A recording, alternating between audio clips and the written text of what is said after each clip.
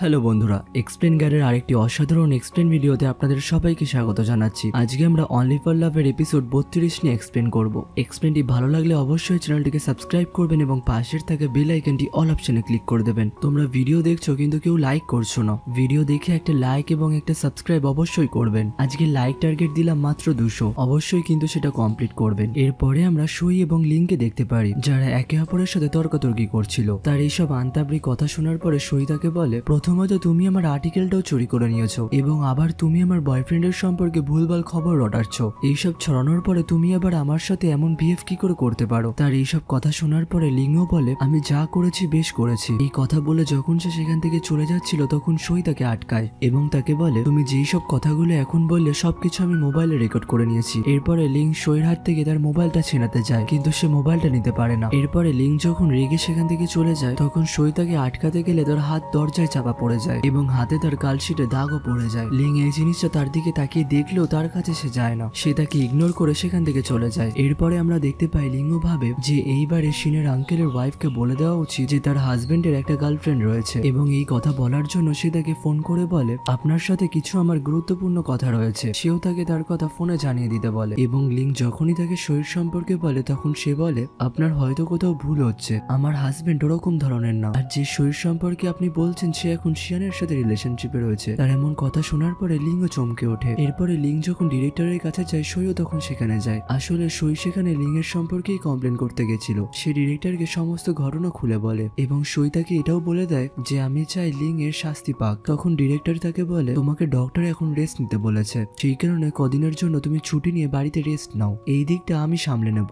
এই কথা শোনার পরে সইও সেখান থেকে চলে যায়। অন্যদিকে আমরা লিংকে দেখতে পারি সে দাঁড়িয়ে দাঁড়িয়ে ভাবে হয়তো এবারে তার কাজটা এখান থেকেও চলে যাবে। এরপরে সই মনে কষ্ট নিয়ে শিয়ানের কাছে আসে। মুড অফ দেখতে পেয়ে শিয়ানও তার কাছে দৌড়ে দৌড়ে যায় এবং শিয়ান যখন সইয়ের সামনে যায় সই তখন তাকে হাক করতে বলে এবং তখনই শিয়ানের সইয়ের হাতের ওপর নজর যায় এবং শিয়ান তাকে কি হয়েছে জানতে চাইলে সই তাকে বলে, আসলে অফিসে আমার কলিগ যখন দরজা বন্ধ করতে যাচ্ছিল আমাকে দেখতে না পেয়ে দরজা বন্ধ করে দেওয়ার জন্য হাতে আমার চাপা লেগে গেছিল। এই কথা শোনার পরে শিয়ান তাকে হাক করে নেয় এবং তাকে ডক্টরের কথা জিজ্ঞাসা করে যে তুমি কি তার কাছে গেছিলে? তখন সই তাকে হ্যাঁ বলে বলে, ডক্টর কিছুদিনের জন্য আমাকে কাজ করতে বারণ করেছে, এমনকি নিজের হাতে আমাকে খেতেও বারণ করেছে। সইয়ের এইসব কথা শিয়ান বেশি রিয়াক্ট করছিল না, সেই কারণে সই তাকে আবার সেই কথাগুলো বলতে শুরু করে। তখন শিয়ান তাকে বলে, তাহলে তুমি আমার বাড়িতে এসে থেকে যাও। এই কথা শোনার পরে সইও ভাবে তাকে তাহলে তার সাথে সারাদিন কাটাতে হবে। এই কথা ভেবে সে যখন সেখান থেকে চলে যাচ্ছিল শিয়ান তার হাত ধরে তাকে টানে এবং তাকে জিজ্ঞাসা করে সে এখন কোথায় যাচ্ছে। তখন সই তাকে জামা কাপড় প্যাক করার কথা বলে সেখান থেকে চলে যায় এবং কিছু দূর গিয়ে আবার সে দাঁড়িয়ে এবং এরপরে সে শিয়ানের কাছে এসে কিসের দাবি করে কিন্তু শিয়ান তখন তাকে ইগনোর করতে শুরু করে। এরপরে সে যখন সেখান থেকে চলে যাচ্ছিল তখন সে দরজা খুলতে পারছিল না, সেই কারণে সে শিয়ানকে বলে, তোমার অফিসের দরজাটা হয়তো খারাপ হয়ে গেছে। তার এই কথা শোনার পরে শিয়ান তার পেছন দিক দিয়ে সে হাক করে গালে একটা কিস করে এবং তাকে জানায়, আমার অফিসের দরজা খারাপ হয়নি, তুমি ভুল সুইচ টিপছো।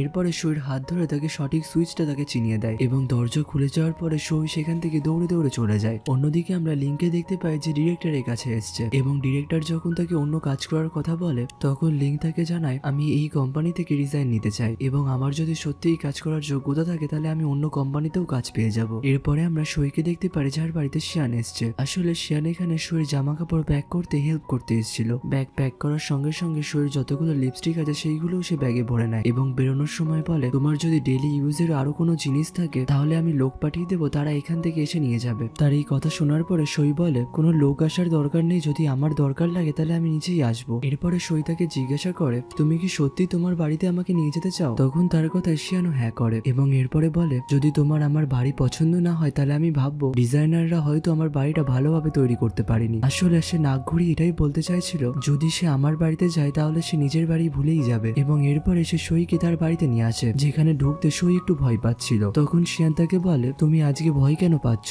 এতদিন তো তুমি নির্ভয়ে চলে আসতে। তখন সই বলে, তেমন কোনো ব্যাপার না, আসলে আমি হাঁটতে পারছি না। তার এই কথা শোনার পরে শিয়ান বলে, তাহলে তোমাকে কি আমি আরেকবার হাক করব? তখন তার এই কথাটা সইও তাকে মানা করে দেয় এবং এরপরে বাড়িতে গিয়ে শিয়ান যখন রান্না করে খেতে বসে তখন সইও দৌড়ে দৌড়ে আসে এবং খেতে বসে শিয়ানও খাওয়া শুরু করে দেয়। তার খাওয়া দেখে সই তাকে প্রমিসের কথা বলতে গেলেও সে তার কথা বুঝতে পারে না, উল্টে সে সইকে সুপের কথা বলতে শুরু করে। তখন সই তাকে বলে, তুমি আমাকে বাড়িতে নিয়ে আসার আগে প্রমিস করেছিলে যে তুমি নিজের হাতে আমাকে খাইয়ে দেবে। তার এই কথা শোনার পরে শিয়ানও তার পাশে বসে পড়ে এবং তাকে নিজের হাতে খাইয়ে দেয়। খাবার খাওয়া হয়ে যাওয়ার পরে শিয়ান সইয়ের জন্য ফলও কেটে আনে এবং সেটাও সে নিজের হাতে তাকে খাইয়ে দেয়। এরপরে সই তাকে চুলে গার্ডার লাগিয়ে দিতে বললে সেটাও শিয়ান করে দেয়। এইসব করার পরে শিয়ান যখন তার নিজের কাজে বসে তখন সই তার দিকেই তাকিয়েছিল এবং তাকে বলে, তুমি যখন কাজে বিজি রয়েছো আমি তাহলে স্নান করে আসি। আসলে সই এখানে তাকে বোঝাতে চাইছিল স্নান করার পরে সে কোথায় শোবে। এরপরে সই যখন স্নান করতে চায় শিয়ান তাকে আটকায় এবং তাকে জিজ্ঞাসা করে, স্নান করার সময়তেও তো আমার হেল্পের দরকার পড়বে। কিন্তু সই তখন তাকে এই কথাই মানা করে দেয়। তখন শিয়ান বলে, তুমি সব কাজই তো আমাকে দিয়ে করাচ্ছ,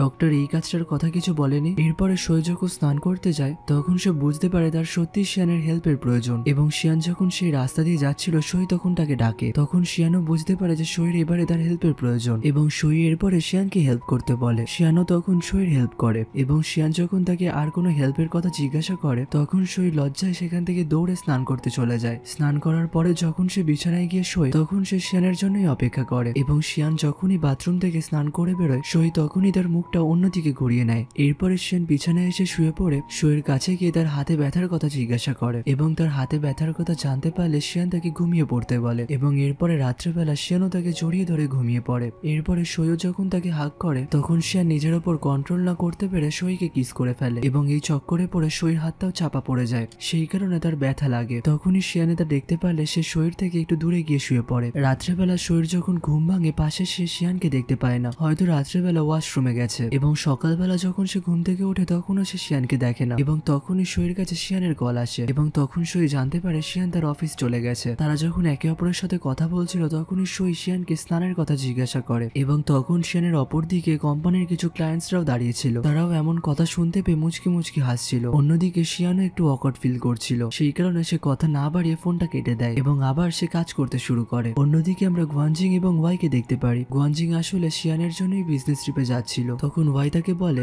বিজনেসের কাজ কি শিয়ান একা করতে পারবে না? তখন গুয়ানজিং তাকে জানায় যে সইয়ের হাতে ব্যথা লাগার কারণে সে রেস্ট নিচ্ছে আর তাকে শিয়ানই দেখাশোনা করছে। তার হাতে ব্যথা লাগার খবর পেয়ে সঙ্গে সঙ্গে ওয়াই সইকে মেসেজ করে এবং হাতের কথা জিজ্ঞাসা করলে সই বলে অল্পই ব্যথা লেগেছে, কদিনের মধ্যেই সেরে যাবে। এবং এরপরে ওয়াই জিজ্ঞাসা করে, শিয়ান তোমার ভালোভাবে খেয়াল রাখছে তো? তখন সই তাকে জানায়, আমি এখন শিয়ানের বাড়িতেই রয়েছি। এই কথা শোনার পরে সঙ্গে সঙ্গে ওয়াই সইকে কল করে এবং তাকে জিজ্ঞাসা করে, তাহলে তোমাদের দুজনের মধ্যে কি হলো? তখন সই তাকে জানায়, আমরা রাত্রেবেলাতে একসাথেই শুয়েছিলাম কিন্তু আমাদের মধ্যে তেমন কোনো কিছুই হয়নি। এরপরে ওয়াই গুয়ানজিংকে ছাড়তে আসে এবং ছাড়তে এসে তারা একে অপরের সাথে হাগও করে। গুয়ানজিং যখন তাকে মিস করার কথা বলে তখন ওয়াই তাকে বলে, আমাদের দুজনকে অভ্যাস করতে হবে একে অপরের থেকে দূরে থাকার, তাহলেই আমাদের মধ্যে বিশ্বাসটা বাড়বে। তারা যখন এইসব কথাই বলছিল তখনই সেখানে ওয়াইয়ের একটা বন্ধু চলে আসে এবং সে তাকে দেখতে পেয়ে খুবই খুশি হয়। ওয়াই তাকে গুয়ানজিং এর সম্পর্কেও বলে। ওয়াইয়ের বন্ধু তখন তার ওয়াইফের সম্পর্কেও বলে, আমাদের দুজনের কিছুদিন পরেই বিয়ে হবে। এই কথা শোনার পরে ওয়াইও তাকে কংগ্রাচুলেশন উইশ করে। তখন ছেলেটি তাদের জিজ্ঞাসা করে, তাহলে তোমরা দুজনে কবে বিয়ে করছো? তখন তারা দুজনেই উত্তর দেয়, কিছুদিনের মধ্যে আমরাও বিয়ে করে নেব। অন্যদিকে আমরা সইকে দেখতে পারি যে ল্যাপটপেই কাজ করছিল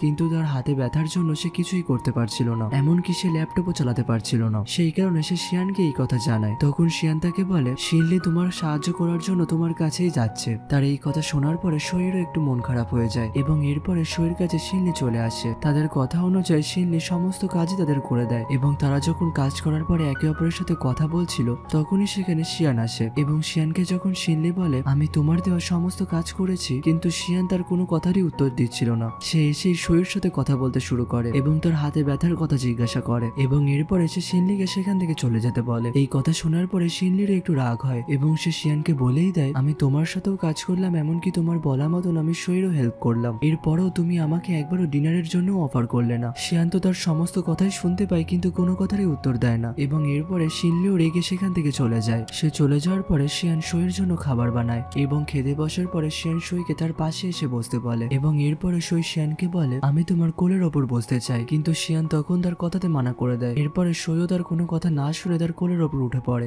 সইকে এত কাছে পেয়ে শিয়ানেরও গলা মুখ শুকিয়ে যায় এবং সে ওইভাবেই তাকে খাওয়ায়। খাবার খাওয়ার পরে শিয়ান যখন বাসনপত্র মাজছিল তখন সই তার দিকেই তাকিয়ে থাকে, এমনকি সে যখন অফিসের কাজ করে তখনও সে তার দিকে তাকিয়ে থাকে। এরপরে সই এমন একটা ড্রেস পরে আসে যাতে শিয়ান তার দিকে অ্যাট্রাক্ট হয় এবং সই যখন তাকে গুড নাইট উইশ করে শিয়ান তার দিকে তাকায় এবং সে তার দিকে তাকিয়েই থাকে এবং সে নিজেকে কন্ট্রোল করে সইকে বলে, রাত্রে ঘুমানোর আগে ওষুধগুলো খেয়ে নিও। এই কথা শোনার পরে সইও একটু মনে দুঃখ নিয়ে সেখান থেকে চলে যায়। সে চলে যাওয়ার পরে শিয়ানও একটা বড় নিঃশ্বাস ছাড়ে। এরপরে আমরা নেক্সট দিনের সিন দেখতে পারি যেখানে সই নাইট ড্রেস পরে বসে রয়েছে এবং সে ওয়াইয়ের সাথেই কথা বলছিল। তখন শিয়ানও সেখানে চলে আসে এবং সইয়ের এমন ড্রেস দেখে শিয়ানো সেখানে থ হয়ে দাঁড়িয়ে থাকে। সই যখন তাকে জিজ্ঞাসা করে তুমি কি ড্রিঙ্ক করে এসছো, তখন শিয়ানো তাকে হ্যাঁ বলে এবং এই বলে সে সেখান থেকে চলে যায়। এবং অন্যদিকে সইও ওয়াইকে গুড নাইট উইশ করে। এরপরে সে ওয়াইয়ের সাথে অন্যান্য কথা বলতে শুরু করে। অন্যদিকে আমরা শিয়ানকে দেখতে পারি সে বাইরে বসেছিল এবং বাইরে বসে সে সইয়ের ল্যাপটপই দেখছিল। সেখানে সে যা ওয়াইয়ের সাথে কথা বলছিল সে সবকিছুই শিয়ান দেখতে পারছিল